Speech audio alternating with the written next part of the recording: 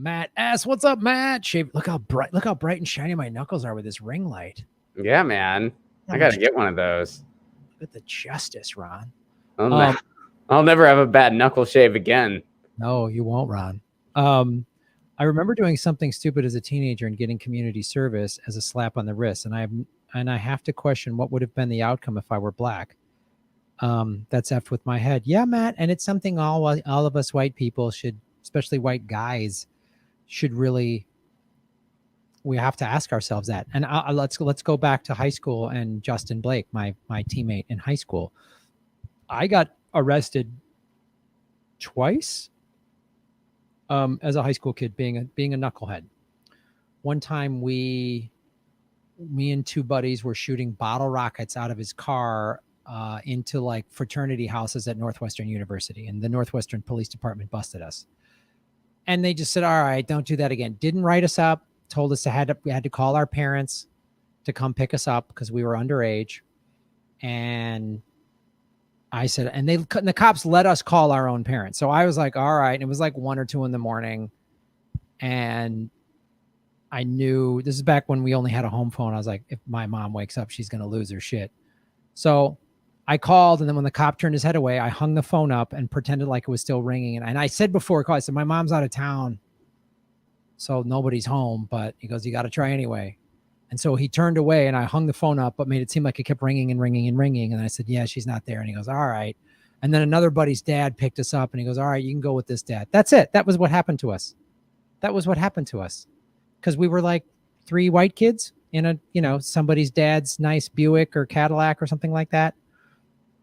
The second time I got busted was we had one of those water fire extinguishers, and we were walking up to people, and this is in the summer, walking up to people on the street and saying like, whatever, we'd be on the corner of whatever, Main Street and 5th Street. And we'd go, hey, do you know where the corner of Main and 5th is? And they go, oh, I think it's right here. And we go, and we'd spray them with water because we were assholes. We were punk shitheads. And we did that to somebody, and they jumped in their car, and there was a car chase. Or we sprayed them inside their car, and we went up to Wilmette, which was the next neighboring suburb, which is all white. Evanston is about 40% black. It's been integrated for a long time.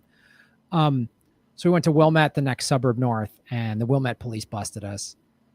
And the kid driving, they gave him some moving violations, and then they called all of our parents. And they said, they were like, who's under 18? And I raised my hand because that was the truth. And they're like, oh, well, you can't leave, because they were just going to release the 18-year-olds. There was like 5 of us in this car, and like 2 or 3 of my buddies were already 18, and I hadn't turned 18 yet. So they just released the 18-year-olds because, again, we were 5 white kids.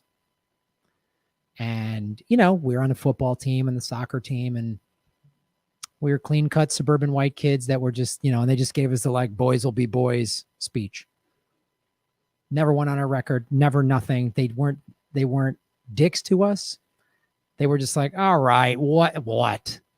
They didn't immediately roll on us with an attitude and get violent and aggressive with us, which would have made us maybe more aggressive and react, which is exactly.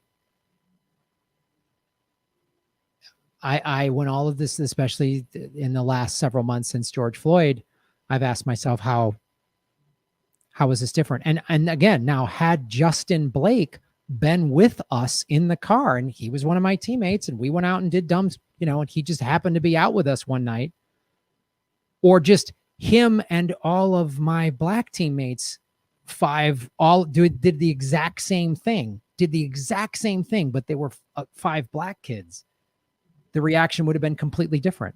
Yeah. And that right there is systemic racism. The fact that nothing happened to us, that's systemic racism right there. And they would have gotten all kinds of trouble. I mean, so right there is such and Matt, I'm glad that you are waking up to this. We all, like, as white people, need to really wake up to how messed up this is, and look at the 17-year-old kid in Kenosha who's murdered. He's a murderer. And they show, when they portray Jacob Blake, they portray him as, criminal record and this and that. And then they show the 17-year-old, the New York Post did you saw the 2 photos? The New York Post shows the white kid. He's cleaning up graffiti. Well, they didn't report that was community service. Again, so he got to do community service. they talked about his aspirations. Yes. It's amazing. When they shoot a black person, they list everything wrong that person has ever done in their life, no matter how hard they have to fish to come up with something. When a white person kills people, they list their aspirations. They're like, oh, he wanted to be a cop.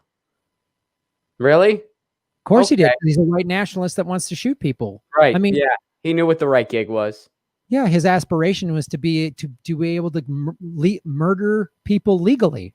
That's his aspiration. That's it. That's like, they're not sitting there. The news story should be like, this kid's a psycho. What's up with his parents? How come they raised him this way? Who the fuck raises their kid to act this way? Like, and his family releases some statement, his God-given right. How come nobody's going, God? It says thou shalt not kill in the Bible. Jesus didn't want you to take an AR-15 to a rally.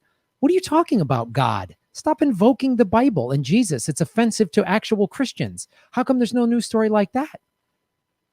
It's just preposterous that you see how blatantly the lies are said, man.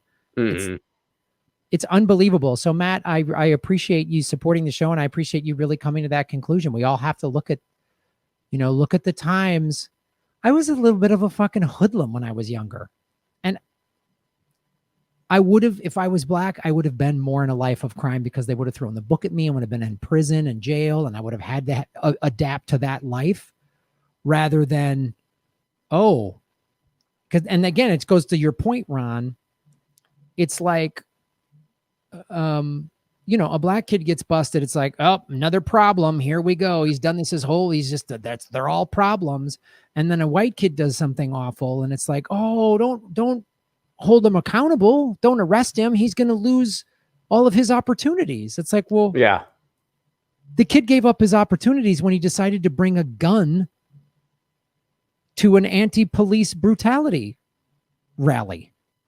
He showed up. He came there with a gun. He had the intent. And waved to police officers. That's premeditated.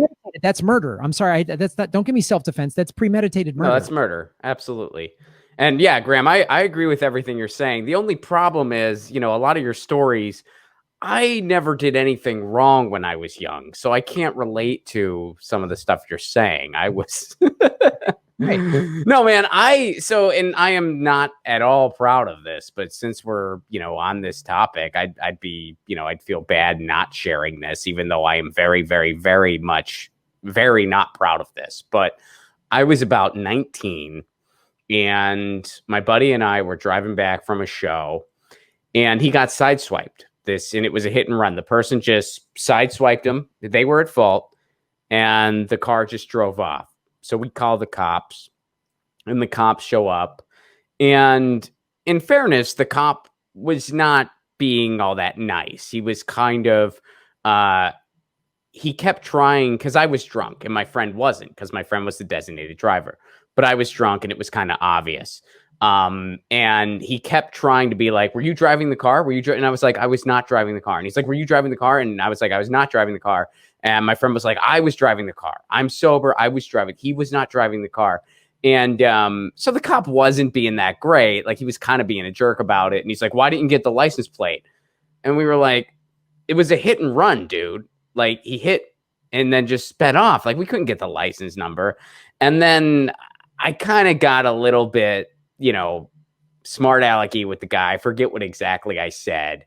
But he was just like, dude, were you driving? He asked the third time if I was driving the car. And I was like, I wasn't driving the car. And he's like, why don't you stand in that corner and shut up? And I go, whatever, Uncle Fester, because he was bald. So I'm not proud of this. I'm not proud of this, especially because by the time I don't know exactly how old he was, but I'm imagining he was, like, I don't know, but by the time I'm his age, I'll probably be bald myself. So it was a dumb thing to say. I'm not proud of it. He made me mad, and I was drunk, and I was very young. But imagine if a black guy did something like that. Oh, dude, you'd have been thrown up against. The minute you opened your mouth and said, "Hey, wait a minute," he would have gone, "Shut up, get down, shut up, put his hand on his piece and going, get down." And you would have been like, I was just asking a question. Get down. They won't. They stop listening to reason. They just become these robots that don't look at you as a human. And it's so annoying. I mean, like, and dangerous, and they have all this power, and it's just like, and then they complain that they have a tough job. What did you think being a cop was going to be? It's like a garbage collector going, oh, every day I come home, I smell. It's not fair. What did you think job was going to be? Like, it's like a comedian being like, I got to drive so much. Oh, yeah. Yeah. What did you think? I had to deal with drunks at the show. Oh, welcome to stand-up comedy. I got heckled. Somebody said I wasn't funny. Oh, then write funny jokes. Or someone left a comment. It was online. Someone said something impolite on the internet. What should I do? Quit. It's not fair. I'm leaving comedy. All right. Well, thank you, Matt. Don't quit comedy, Matt. Don't. It's just that's where we ended. That's where we end. Hey everyone, great ways to support the show are go to patreon.com/Graham Elwood, where you get bonus content for as little as $2 a month, or rockfin.com/Graham Elwood, a blockchain cryptocurrency platform. That's the future. Also, GrahamElwood.com, where all my merchandise is on sale and ships exclusively with the United States Post Office.